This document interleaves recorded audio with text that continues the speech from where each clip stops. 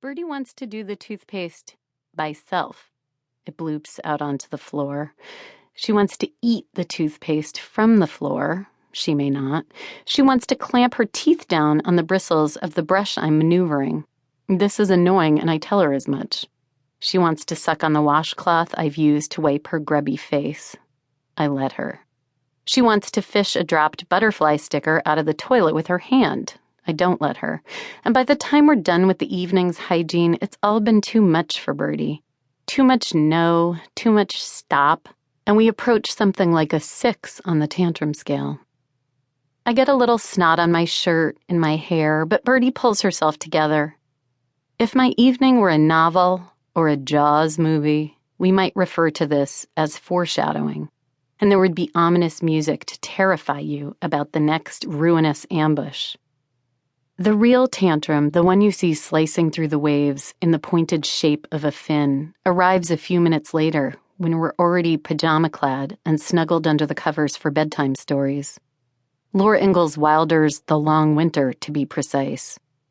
That's when Birdie finds herself unable to pull off her own fingers. "Ah," she cries, tugging on them. "Want to take these fingers off." She tugs some more, then holds her hand out to me and says reasonably, "Mama, help me, please." When I tell her I'd like to help but can't, I trace her palm and fingers with my own finger to show her how seamlessly put together she is. Birdie throws herself down on the mattress and screams.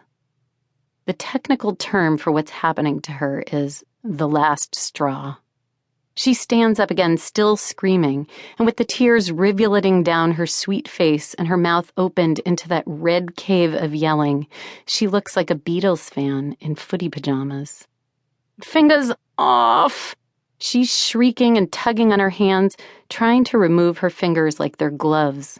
The scene feels oddly familiar. Was it in the 10th grade film they showed us about LSD? She bites into the comforter, tears at her own sleeve with her teeth. I don't say, "If you pull off your fingers, what will you poke into your booty?" but I consider it. Instead, I say irrelevantly, "Would you like to read Fairy When a Marketing?" And Birdie stomps away. Such a bald-faced distraction will not, at this point, be dignified with a response. The thing about tantrums is that sometimes there is not only no way to help, but also, and this is the kicker, no point to any of it. This is to be distinguished from the kind of tantrum that results from a disciplinary or safety intervention. If Birdie is about to plunge her hand into a crock pot full of lentils, or if she's jabbing a thermometer into her ear, or darting out into the road, or hitting Ben over the head with Pooh's Party, or spreading her cracker with ointment, and I speak sharply to her, well, the episode that follows always feels worthwhile in some way.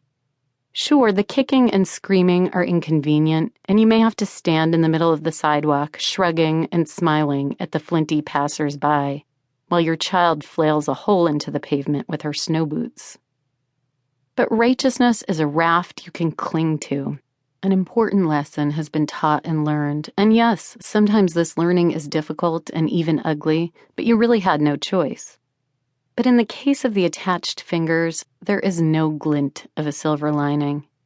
Tiredness has simply foregone its usual peaceful route, close eyes, fall asleep, and has instead taken a terrible winding detour through paroxysms of fury and frustration, kick feet, bang head against crib bars. And the lesson, fingers stay on, just isn't a very satisfying destination. Meanwhile, back in bed, things have escalated.